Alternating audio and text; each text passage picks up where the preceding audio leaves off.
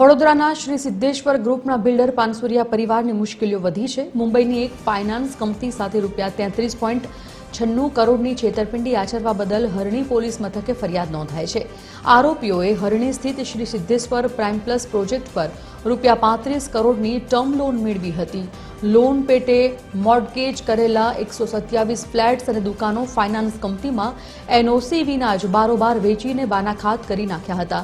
ત્યારે મહત્વનું છે કે એસપી ઇન્ફ્રાના સુરેશ પાનસુરિયા, મનીષ પાનસુરિયા સહિત 5 શખ્સો સામે ગુનો નોંધાયો છે।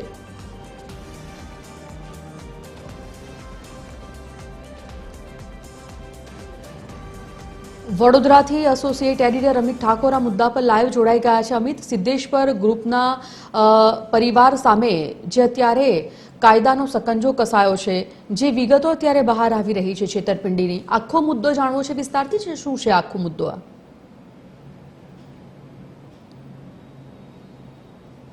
જુઓ, વડોદરામાં સિદ્ધેશ્વર ગ્રુપની ઘણી બધી સાઇટ્સ ચાલે છે। ફ્લેટ્સની હોય કે પછી દુકાનોની હોય કે પછી અન્ય બાંધકામોની હોય। એ સાઇટમાં રોકાણના બાને આ સિદ્ધેશ્વર ગ્રુપના જે પાનસુરિયા પરિવાર છે તેના દ્વારા વડોદરાના ઘણા બધા નાગરિકો સાથે ઠગાઈ કરવામાં આવી છે।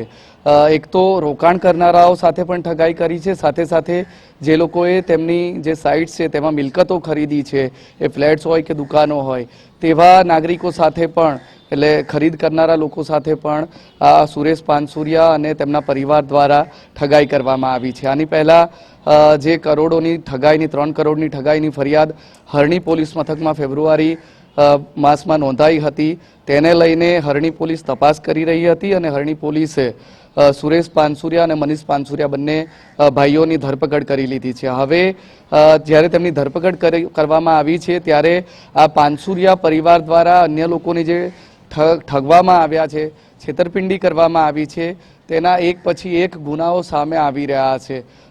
તેમના દ્વારા છેતરાયેલા એક પછી એક ઘણા બધા લોકો સામે આવી રહ્યા છે અને પાનસુરિયા પરિવાર સામે પોલીસ ફરિયાદ કરી રહ્યા છે। આજ હરણી પોલીસ મથકમાં પાનસુરિયા પરિવાર કે જે સિદ્ધેશ્વર ગ્રુપ છે, એસપી ઇન્ફ્રા ગ્રુપ છે, તેમની સામે વધુ એક ફરિયાદ નોંધાઈ છે।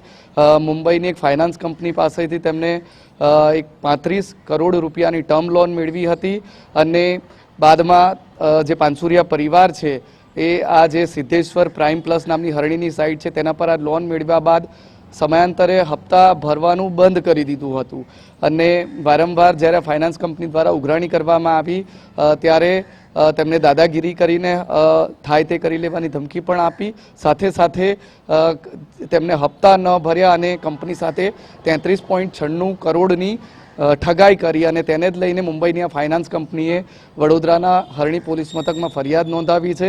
એટલે પ્રવીણ પાનસુરિયા અને સુરેશ પાનસુરિયા, મનીષ પાનસુરિયા, કિશોર પાનસુરિયા અને રવિ પાનસુરિયા, આ પાનસુરિયા પરિવારના જે 5 બિલ્ડરો છે તેમના વિરુદ્ધ ગુનો દાખલ થયો છે। વધુ એક ફરિયાદ કરોડોની ઠગાઈની દાખલ થઈ છે અને આ મામલે હવે તેમની સામે વધુ એક ગુનો દાખલ થતાં વધુ એક કાર્યવાહી થઈ શકે છે। ફિલહાલ જે પ્રવીણ પાનસુરિયા છે, સુરેશ પાનસુરિયા છે, હરણી પોલીસની ગિરફ્તમાં છે।